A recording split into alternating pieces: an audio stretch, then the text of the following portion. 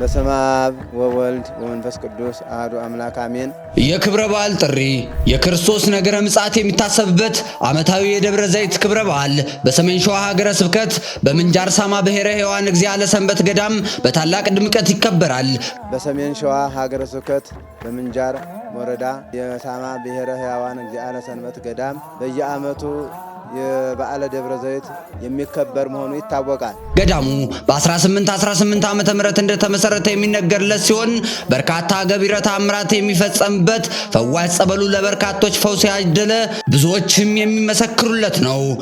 በ1818 ዓመተ ምህረት ጀምሮ ገዳሙ ቤተክርስቲያኑ ተመስርቶ እየተገለገለና እየተከበረ እንደነበረ ከዛም በፊት አባቶቻችን በዋሻው ከ400 ክፍለ ዘመን ጀምሮ እንደነበረ ይነግሩናል። ካላቱ አቅጣጫ እየመጡ እየተጠመቁ ከልዩ ልዩ ደዌያቸውና በሽታ የዳኑ የተፈወሱበት ጸበል መሆኑን አውቃችሁ ተረድታችሁ መታችሁ ከደዌያችሁ እንድትድኑ ጥሪያችንን ከወዲሁ እናስተላልፋለን። በስጋ ማርያም እኛን ለማዳን የተገለጠው የምስራችን ወንጌል የሰበከልን ወልደ እግዚአብሔር ሕያው በግርማ መለኮት በክበበ ትስብእት በሕያዋንና በሙታን ይፈርድ ዘንድ ዳግመኛ ይመጣል።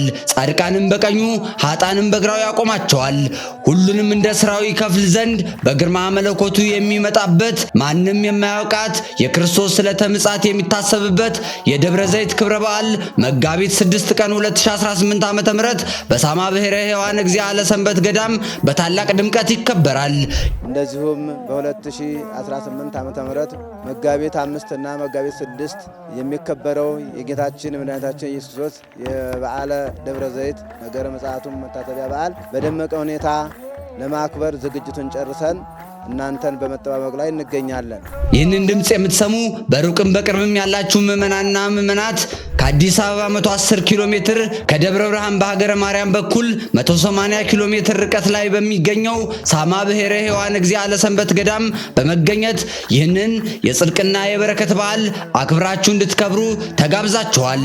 ገዳሙ እንደሚታወቀው ቀዳማዊ የሆነ በኢትዮጵያ ደረጃ በዓለ ደብረ ዘይት ነገረ ምጽአቱ በዚህ በሳማ ብሔረ ሕያዋን እግዚአ ለሰንበት ገዳም ብቻ የሚከበር መሆኑ ይታወቃል። ዳግመኛ ከቅዱሳን መላእክት ጋር በክብር በምትመጣበት ጊዜ ከመረጥካቸው ቅዱሳን አባቶች ጋር አኑረን ብለን ንስሐችንን፣ ጸሎታችንን፣ ልመናችንን የምናቀርብበት የቅዱስን ወንጌል ቃል ሰምተን በምሕረቱ ብዛት ለክብር የምንዘጋጅበት የማይቀርበት ክብረ በዓል ስለመሆኑ የሚነገርለት ታላቅ የበረከትና የአብሮነት ቀን መንገዱ ብሎም አካባቢው ፍጹም ሰላም በመሆኑ ከዋዜማው ጀምራችሁ በዚህ ድንቅ ስፍራ በመገኘት በአንድነት በሰላም ታከብሩ ዘንድ የተወደዳችሁ የእግዚአብሔር ቤተሰቦች ምእመናን፣ አካባቢው ሰላም የሰፈነና መንገዱም የተስተካከለና ሰላም የሆነ ስለሆነ በቦታው ላይ በመገኘት በዓሉን በጋራ እንድናከብር ተወዲሁ ጥሪያችንን እናስተላልፋለን። ብፁዓን አበው ሊቃነ ጳጳሳት፣ ተጋባዥ መምህራንና ዘማሪያን በሚገኙበት በዓሉን በታላቅ ድምቀት ለማክበር መጋቢት 6 ቀን 2018 ዓ.ም በሳማ ብሔረ ሕያዋን እግዚአ ለሰንበት ገዳም በመገኘት የበዓሉ ተሳታፊ እንድትሆኑ የገዳሙ ሰበካ ጉባኤ ጽሕፈት ቤት ጥሪውን ያስተላልፋል። ብፁዓን ሊቃነ ጳጳሳት በሚገኙበትና ከአራቱም አቅጣጫ በመላዋ ኢትዮጵያ የሚገኙ ምእመናን የሚገኙበት በዓሉን በጋራ እንድናከብር ተወዲሁ ጥሪያችንን እናስተላልፋለን።